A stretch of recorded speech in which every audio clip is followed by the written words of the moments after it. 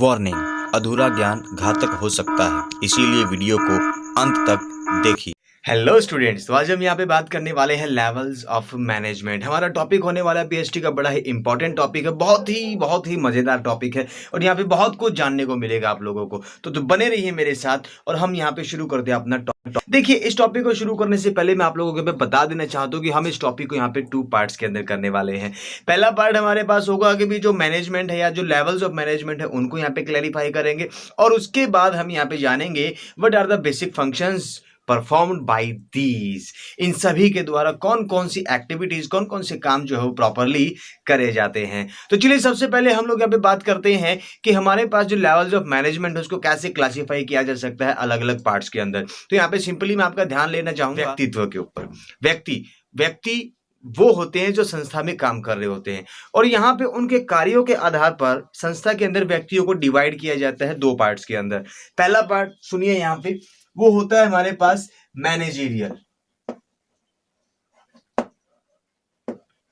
Managerial और दूसरा हमारे पास जो बताया वो है नॉन मैनेजेरियल।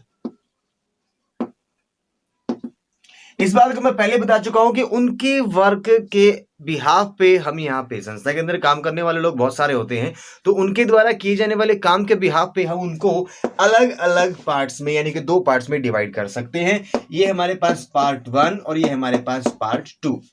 अब अगर यहाँ पे इनका आगे क्लासिफाई किया जाए तो मैं आप लोगों को यहाँ पे एक पिरामिड बना देता हूं, तो शायद ज्यादा इजी वे में आप लोग इस चीज को कवर कर पाओगे। देखिए, ये पिरामिड हमारे पास है। इसके अंदर सबसे पहला जो हमारे पास व्यक्ति तो होता है वो होता है टॉप लेवल मैनेजमेंट। अब टॉप लेवल मैनेजमेंट के अंदर होता है हमारे पास बोर्ड ऑफ डायरेक्टर और कंपनी के सीईओ। बोर्ड ऑफ डायरेक्टर, शायद आप इस बात को, इस कॉन्सेप्ट को पहले से जानते हो कि बोर्ड ऑफ डायरेक्टर्स क्या होता है। यानी कि ये एक यूं कहा जाए कि भी व्यक्तियों का समूह होता है शेयर होल्डर्स की तरफ से, जिनको चुनाव करके यहाँ पे भेजा जाता है कि आप भी कंपनी के जितने भी पॉलिसीज वगैरह वो क्रिएट करने में मदद करोगे। जो भी काम करेगी कंपनी वो इनकी सहमति से सारी की सारी पॉलिसीज ये लोग यहाँ पे इसको तैयार करेंगे। उसके बाद जो सेकंड लेवल पे, तो फिर हमारे पास आ गया मैनेजमेंट को फिर डिवाइड कर दिया, तो यहाँ पे आ गया मिडिल लेवल जो हमारे पास है मैनेजमेंट है। तो मिडिल लेवल मैनेजमेंट पे, इस लेवल पे आने के बाद हमारे पास जो डिपार्टमेंटल जो हमारे पास मैनेजर्स हैं वो यहां पे आ जाते हैं। ठीक है, ये हमारे पास टॉप लेवल था, ये मिडिल लेवल मैनेजमेंट आ गया, जिसके अंदर हम यहाँ पे डिपार्टमेंटल जो मैनेजर्स है उनके बारे में बात करेंगे। और फिर तीसरे लेवल पे आ जाती है हमारे पास लोअर लेवल मैनेजमेंट। ये एमजीटी लिख रहा हूं मैं यहाँ पे, मैनेजमेंट यानी कि निम्न स्तरीय, जिसके अंदर हमारे फॉरमैन, सुपरवाइजर, ठीक है, सुपरविजन का काम इसके अंदर होता है। और लोअर लेवल पे है सबसे नीचे हमारे पास, जिसको हम यहाँ पे बॉटम लाइन कह सकते हैं या फिर हम इसको कह सकते हैं, क्या हम इसको यहाँ पे प्लेटफॉर्म क्षेत्र यानी कि प्लेटफॉर्म एरिया के नाम से इसको समझ सकते हैं। यहाँ पे होता कौन है, ठीक है, इसको प्लेटफॉर्म में यहाँ पे वर्कर लिख दो तो शायद ज्यादा बेहतर होगा। ठीक है, यानी कि ये लोग वो लोग होते हैं जो एक्चुअली में काम करते हैं। ठीक है, बिल्कुल बॉटम लाइन हमारे पास। अब देखिए यहां पे क्या हुआ, पहला हमारे पास कहता है भाई टॉप लेवल से लेकर 13 तक जो हमारे पास है, तीसरा जो लेवल है लोअर लेवल तक, ये आ जाते कैटेगरी 1 यानी कि managerial. Because of that in सभी के पास कोई ना कोई डिसीजन लेने की, कोई ना कोई पॉलिसी क्रिएट करने की यहाँ पे पावर्स होती हैं। और जो नॉन मैनेजेरियल कैटेगरी होती है वो हो गया हमारे पास कौन, इकलौता वर्कर। ठीक है, वो हमारे पास इकलौता वर्कर। तो ये तो हमारे पास हुआ कि संस्था के अंदर, बिजनेस के अंदर, जो ऑर्गेनाइजेशन के अंदर ह्यूमन को 2 तरीके से कैटेगराइज कर देगा, मैनेजेरियल और नॉन मैनेजेरियल। और फिर उसको पिरामिड में दिखाया गया कि भी सबसे ऊपर वाले जो हमारे पास है वो बोर्ड ऑफ डायरेक्टर्स, सीईओ, यानी कि सारे डिसीजन लेने की पावर इन्हीं के हाथ में, जितने भी पॉलिसीज, बड़े डिसीजन यहाँ पे होते हैं वो यही लेते हैं। उसके बाद फिर हमारे पास मिडिल लेवल पे आ गया, फिर हमारे पास लोअर लेवल, और सबसे लास्ट में जो नॉन मैनेजेरियल है वो यहाँ पे आ जाते हैं। तो इसी के साथ ही ये जो हमारे पास है टॉपिक का पहला पार्ट वो क्लियर हो गया। लेकिन इसको यहाँ पे एक चीज से और समझा देना चाहता हूं, वो हमारे पास, आपने यहाँ पे डिफरेंट काइंड के ऑर्गेनाइजेशन के नाम के बारे में सुना होगा कि हमारे पास संस्था अलग अलग फॉर्मेट में एस्टैब्लिश करी जा सकती है। अब इसमें हमारे पास ये जो सिचुएशन हम लोगों ने देखी ऊपर से लेकर नीचे तक, ये टाइप है लाइन ऑर्गेनाइजेशन। ठीक है, तो यहां पे आप इस बात को समझ सकते हो, लाइन ऑर्गेनाइजेशन यानी कि जो भी हमारे पास पॉलिसी होगी वो ऊपर वाला बनाएगा, उसके बाद नीचे वाला उसको डिफाइन करेगा, फिर वो काम करेगा अलग अलग तरीके से। तो ये ऊपर से नीचे की तरफ आ रहे, उसको लाइन ऑर्गेनाइजेशन भी यहाँ पे समझा जा सकता है। ठीक है, वैसे इंपॉर्टेंट नहीं है, इंपॉर्टेंट सिर्फ यही है। अब बारी आ जाती है हमारे पास इनके फंक्शंस के बारे में कि कौन कौन से फंक्शंस इनके थ्रू यहाँ पे किए जाते हैं, परफॉर्म करे जाते हैं, इनकी एक्टिविटीज यहाँ पे, इनके कार्य यहाँ पे, उसको अब हम यहाँ पे अच्छे तरीके से समझेंगे। तो चलिए शुरू करते हैं। तो हम यहाँ पे जो मैनेजमेंट के जो टॉप लेवल मैनेजमेंट होती है, टॉप लेवल पे जो आती है, तो वो कौन कौन सी एक्टिविटीज को परफॉर्म करता है, उन सभी को यहाँ पे पढ़ने वाले हैं। ठीक है, और इससे पहले कि मैं आपको ये समझाऊं तो समझ लीजिए जो हमारे पास टॉप लेवल मैनेजमेंट है उसमें कौन कौन आता है। हमारे पास आता है सबसे पहला board of directors. Board of directors क्या होता है, जितने भी शेयर होल्डर होते हैं, ठीक है, उन सभी में, अब देखो एक कंपनी के अंदर 1000 शेयर होल्डर हो गए, तो 1000 व्यक्ति एक साथ मैनेजमेंट तो नहीं कर सकते, तो वो क्या करते हैं, अपने में से ही कुछ लोगों को इलेक्ट कर लेते हैं, चुनाव के तहत चुन लेते हैं, और फिर उन लोगों को बैठा देते हैं कि आप कंपनी की सारी पॉलिसीज को सेट करोगे, कंपनी की सारी एक्टिविटी को कंट्रोल करोगे। तो वो हमारे पास बोर्ड ऑफ डायरेक्टर्स यानी कि अंशधारियों में से ही, शेयर होल्डर्स में से ही चुने हुए वो व्यक्ति जो कंपनी की सारी एक्टिविटीज और सारी पॉलिसीज को क्रिएट करने वाले होते हैं। ठीक है, दूसरा सीईओ। सीईओ देखिए भाई, किसी भी ऑर्गेनाइजेशन का, किसी भी कंपनी की आंख और हाथ, ठीक है, सीईओ को कहा जाता है, क्योंकि इनके बाद जो नेक्स्ट पर्सनैलिटी होती है वो सीईओ ही होती है, जो सारी की सारी एक्टिविटीज को कंट्रोल करती है। पॉलिसी ये लोग क्रिएट करते हैं, बताते हैं कि भाई हाँ ये करना चाहिए, और उसके बाद उसको इंप्लीमेंट कराने की सारा जिम्मेदारी, दूरगामी सोच रखने की जिम्मेदारी वो इसकी होती है। ठीक है, कुछ कंपनियों में सीईओ को जीएम यानी कि जनरल मैनेजर के रूप में भी देखा जाता है। ठीक है, तो अब यहाँ पे तीनों के तीनों पॉइंट्स हमारे पास क्लियर है। अब हम आते हैं इनकी एक्टिविटीज यानी कि वो कार्य जो इनके द्वारा परफॉर्म करे जाते हैं। सबसे पहला हमारे पास आ गया डिटरमाइनिंग ऑब्जेक्टिव्स यानी कि उद्देश्यों को निर्धारित करना। कोई भी संस्था है, कोई भी कंपनी, कोई भी बिजनेस है, देखो भी उसका कोई ना कोई तो ऑब्जेक्टिव यहाँ पे होगा।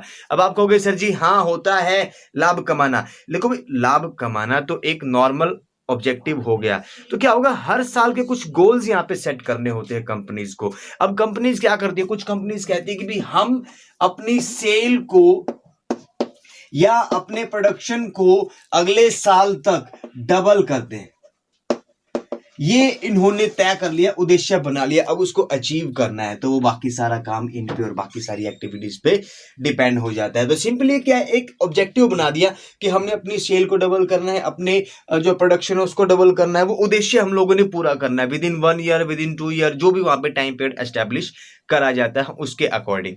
नेक्स्ट हमारे पास आता है डिटरमाइनिंग पॉलिसीज। देखिए नीतियां निर्माण करना। अब पॉलिसीज क्या होती हैं, उनको हिंदी में हम कहते हैं नीतियां। ठीक है भाई, अब ये पॉलिसीज कैसे, आप लोगों को याद होगा, जब आप लोगों को कहां से याद होगा, आप तो वहां पे थे ही नहीं, चलो फिर भी आपको समझा देता हूं।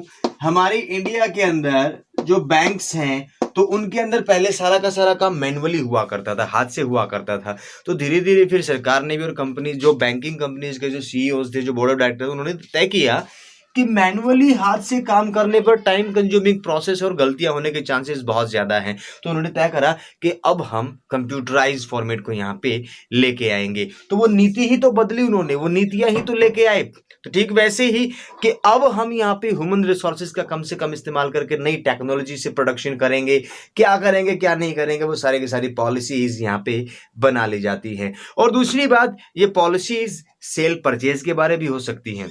ठीक है, जैसे कि अभी अभी अगर मान लीजिए हमारे इंडिया के अंदर कोई कंपनी है और वो कोई रॉ मटेरियल ऐसा है, या कोई भी मटेरियल जो वो अपनी किसी ऐसी कंट्री से खरीदती है जिसके रिलेशन भारत के साथ अच्छे नहीं है, तो उसको अपनी पॉलिसीज को चेंज करना पड़ेगा, क्योंकि भारत सरकार उसको कंप्लीटली डिनाई कर सकती, कह सकती है आप लोग ऐसा कर ही नहीं सकते। तब उस सिचुएशन में उसको अपनी पॉलिसी बदलनी पड़ेगी, और पॉलिसी के भी हाथ पे कि वो सिर्फ फ्रेंड कंट्रीज के साथ ही वो बिजनेस कर सकती है, जो एनिमी कंट्रीज है उसके साथ कोई ट्रेड नहीं हो सकता, तो वहां पे कंपनी को अपनी पॉलिसीज, अपनी नीतियां चेंज करनी होती हैं। नेक्स्ट हमारे पास डिटरमाइनिंग, या जो हमारे पास है एक्टिविटीज। अब देखिए क्रियाएं, किसी भी बिजनेस के अंदर बहुत सारी एक्टिविटीज होती है, उन एक्टिविटीज को यहाँ पे डिटरमाइन करना, तय करना बड़ा इंपॉर्टेंट हो जाता है। वो कैसे हो जाता है, जैसे कि आप देख लीजिए यहाँ पे रॉ मटेरियल कहाँ से आएगा, कहाँ से आएगा, कैसे उसका यूज किया जाएगा, बहुत सारी एक्टिविटी बिजनेस के अंदर परफॉर्म होती है, तो उन सभी को यहाँ पे एस्टैब्लिश, या उन सभी को यहाँ पे एक बार रिकैप कर लेना बहुत जरूरी होती है। उनको बारे में पहले से ही तय कर लेना कि भी कौन सी एक्टिविटी किस तरीके से परफॉर्म करी जाएगी, वो सारी की सारी बातें। नेक्स्ट हमारे पास आ जाता है असेंबलिंग द रिसोर्सेज, रिसोर्सेज को कलेक्ट करना, रिसोर्सेज को यूज करने के, देखो यूज करने से पहले उनको कलेक्ट करना होता है, उनको यहाँ पे गैदर करना होता है, और वो सारा का सारा काम टॉप लेवल मैनेजमेंट का होता है। भाई हम क्या क्या यूज करने वाले, क्या नहीं, वो सारे के सारे रिसोर्सेज। अब रिसोर्सेज के रूप में यहाँ पे आप समझ सकते हो लैंड, लेबर, कैपिटल वगैरह वगैरह हमारे पास रिसोर्सेज के रूप में यहाँ पे आते हैं। तो इनको कलेक्ट करने की टोटली जिम्मेदारी होती है टॉप लेवल मैनेजमेंट के ऊपर। ठीक है, नेक्स्ट हमारे पास है कंट्रोलिंग द वर्क परफॉर्मेंस। जी हाँ, हमारी कंपनी के अंदर कोई भी काम कैसे किया जा रहा है उसको कंट्रोल करना बड़ा इंपॉर्टेंट, और ये पूरा का पूरा कंप्लीट जो जिम्मेदारी बन जाती है वो टॉप लेवल मैनेजमेंट की। भाई आपकी जो वर्क परफॉर्मेंस है उसको यहाँ पे कंट्रोल करना, ठीक है, उसको बेहतर तरीके से परफॉर्म कर पा रही है कंपनी के, नहीं कर पा रही है, अगर नहीं है तो उसके लिए कोई ना कोई यहाँ पे रेमेडियल पॉलिसी उसको यहाँ पे लेके आनी चाहिए। और उसके बाद लास्ट में सबसे जो इंपॉर्टेंट हो जाता है बजट्स, कैश, जिससे घर चलता है, जिससे स्कूल चलता है, जिससे कॉलेज चलता है, जिससे सरकार चलती है, जिससे इकोनॉमी चलती है। ठीक है, अब क्या होता है कि अलग अलग डिपार्टमेंट के अंदर अलग अलग मैनेजर्स को अपने अपने काम को पूरा करने के लिए फाइनेंस की जरूरत होती है। डिपार्टमेंट को छोड़ो, आप अपने घर के ले लीजिए बात को, ठीक है, आप सभी को फाइनेंस की जरूरत होती है। हर साल के एंड पे जब आपके एडमिशंस का दौर शुरू होता है तब उस वक्त आपके पेरेंट्स वो बजट ही तो करते हैं। ठीक है, आप अपनी रिक्वायरमेंट डालते हो, मुझे इतने रुपए किताबों के लिए चाहिए, इतना रुपया मुझे मोबाइल फोन का खर्चा, ब्ला ब्ला ब्ला ब्ला, बहुत सारी बातें। अब उसको अप्रूव करने की जिम्मेदारी आपके पेरेंट्स पे है, वो उसको अप्रूव कर भी सकते हैं, नहीं भी कर सकते। ठीक वैसे ही कंपनी के अलग अलग जो मैनेजर्स होते हैं, जो डिपार्टमेंटल जो हेड्स होते हैं, वो अपनी अपनी रिक्वायरमेंट के अकॉर्डिंग वो अपना बजट टॉप लेवल मैनेजमेंट को शो करते हैं। अब टॉप लेवल मैनेजमेंट का काम है कि भी वो उनके बनाए गए टोटल एक्सपेंडिचर या बजट को अप्रूव करे, उसमें कटौती करे या उसको रिजेक्ट करे। ये टोटली हमारे पास इसी का मेन ऑब्जेक्टिव या यूं कहा मेन फंक्शन है। तो इस तरीके से हमारे पास जो टॉप लेवल मैनेजमेंट उसके फंक्शंस यहाँ पे क्लियर हैं। तो चलिए अब हम यहाँ पे मिडिल लेवल मैनेजमेंट के फंक्शंस को क्लियर करें। यहाँ पे हम लोग बात करने वाले हैं जो मिडिल लेवल मैनेजमेंट है उसके फंक्शंस की। देखिए सबसे पहले मेरे पास जो फंक्शन आता है उसका शुरू करने से पहले मिडिल लेवल मैनेजमेंट को एक्सप्लेन कर देना बहुत जरूरी हो जाता है। यहाँ पे देखिए कोई भी कंपनी होती है, कोई भी ऑर्गेनाइजेशन है, तो उसमें अलग अलग काम होते हैं, अलग अलग काम like purchase, sale, marketing, production, etcetera etcetera. अब हर एक फंक्शन को एक अलग डिपार्टमेंट के रूप में यहाँ पे एस्टेब्लिश कर दिया जाता है। अब उस डिपार्टमेंट के हेड को ही हम यहाँ पे डिपार्टमेंटल जो मैनेजर्स हैं उसके रूप में समझ सकते हैं। जैसे कि परचेज डिपार्टमेंट के हेड को हम यहाँ पे भी परचेज मैनेजर कह देंगे, ठीक है, सेल्स को सेल्स मैनेजर, भाई मार्केटिंग को मार्केटिंग मैनेजर, और जो हमारे पास है वो पी क्या था प्रोडक्शन, तो उसको प्रोडक्शन मैनेजर। तो अलग अलग तरीके से अब इन सभी के द्वारा जो जो काम यहाँ पे परफॉर्म करे जाते हैं उनकी तरफ आ जाते हैं। सबसे पहला जो काम बताया वो बताया इंटरप्रिटेटिंग द पॉलिसीज, नीतियों को दूसरे या निम्न लेवल, लोअर लेवल जो मैनेजमेंट है उसके सामने खोल के बताना, उनको क्लैरिफाई करना कि ये जो पॉलिसी ऊपर से बन के आई है इस पॉलिसी के बिहाफ पे आप लोगों ने कैसे काम करना, असल में ये पॉलिसी है क्या, उनको यहाँ पे एक्सप्लेनेशन करने की जो जरूरत है वो मिडिल लेवल मैनेजमेंट करती है अपनी लोअर लेवल मैनेजमेंट के लिए। ठीक है, नेक्स्ट हमारे पास जो दूसरा पॉइंट आता है वो कहता है कि भी अपॉइंटिंग एम्प्लॉइज, कर्मचारियों को काम पे लगाने का काम करती है। जी हाँ, कर्मचारियों को जॉब पे रखने का काम इसी यानी कि मिडिल लेवल मैनेजमेंट का ही होता है। क्योंकि अब अगर मान लो कि भी सारा का सारा काम टॉप लेवल मैनेजमेंट के द्वारा किया जाएगा तो बात तो गड़बड़ हो जाएगी। अब जरूरत यहाँ पे परचेज डिपार्टमेंट को एक व्यक्ति की, एम्प्लॉय की, उसके लिए अगर टॉप लेवल मैनेजमेंट को यहाँ पे कहा जाएगा भी वो बंदे को काम पे रखो, तो वो नहीं समझ पाएंगे ना कि परचेज डिपार्टमेंट में स्पेसिफाइड पोस्ट के लिए जो बंदा रखना है उसके क्राइटेरिया क्या होना चाहिए, क्या उसकी कैपेबिलिटी या की योग्यताएं होनी चाहिए। लेकिन इनको पता है तो इन्हीं को ये काम सौंप दिया गया कि आप अपना ज्वाइनिंग करा लीजिए। नेक्स्ट हमारे पास मोटिवेटिंग एम्प्लॉय। जी हाँ, क्योंकि ये डायरेक्टली कर्मचारियों और निम्न स्तरीय जो हमारे पास मैनेजमेंट है उससे रिलेट में रहते हैं, तो इनके द्वारा उनको लगातार मोटिवेट करना काफी आसान हो जाता है। और ये इनका फंक्शन है कि भी वो उनको लगातार यूं कहा जाए प्रेरणा देते रहे कि भी आप अपना काम बेहतर तरीके से करो कि ना करो। ठीक है, वो सारा का सारा काम कि ना करोगा तो क्या मतलब है भाई, मोटिवेट करना ही पड़ेगा ना कि हाँ आप अपना काम अच्छे तरीके से करें। तो उनको अलग अलग तरीके के इंसेंटिव्स वहां पे दिए जा सकते हैं, बहुत सारी चीजें यहाँ पे होती हैं। नेक्स्ट हमारे पास है प्रिपेयरिंग ऑर्गेनाइजेशनल सेटअप। ये बड़ा टिपिकल आप लोगों को लग सकता है, लेकिन टिपिकल नहीं, बिल्कुल आसान है। सपोज करें कि एक कंपनी है, कंपनी ए। अब कंपनी ए जो है ना वो मिक्सर ग्राइंडर की सेल करती है, ठीक है। अब वो क्या करेगी, वो अलग अलग मार्केट में अपने मिक्सर ग्राइंडर को सेल करेगी। अब सपोज करो यहां पे कि भाई हरियाणा, ठीक है, हरियाणा एक मार्केट है, लेकिन अब हो सकता है वो हरियाणा को अलग अलग पार्ट्स में डिवाइड कर दे और कह दे कि 10 लोग इस मार्केट में काम करेंगे, इस पार्ट पे काम करेंगे, 10 इस पे, 10 इस पे, 10 इस पे, 10 इस पे, और इनमें से कोई भी व्यक्ति दूसरे के एरिया के अंदर इंटरफेयर नहीं करेगा। तो ये ऑर्गेनाइजेशनल सेटअप हो गया, यानी कि एक मार्केट को भाई किसी मार्केट में हम इंटर करेंगे कि नहीं करेंगे, और जिस मार्केट में इंटर करेंगे उसको कितने पार्ट्स में डिवाइड करेंगे, और वहां पे किन किन लोगों को काम पे लगाया जाएगा, और उनके राइट्स वगैरह सब कुछ वहां पे प्रॉपरली एक्सप्लेन कर दिए जाते हैं ताकि बाद में किसी तरीके का कोई कॉन्फ्लिक्ट खड़ा ना हो। तो ये हमारे पास प्रिपेयरिंग ऑर्गेनाइजेशनल सेटअप है। उसके बाद इशूइंग इंस्ट्रक्शन। जी हाँ, इंस्ट्रक्शन आप खुद भी समझ सकते हो, इंस्ट्रक्शन देना बहुत जरूरी हो जाता है। इससे लोगों को पता चलता है कि भाई असल में आप लोगों ने करना क्या है।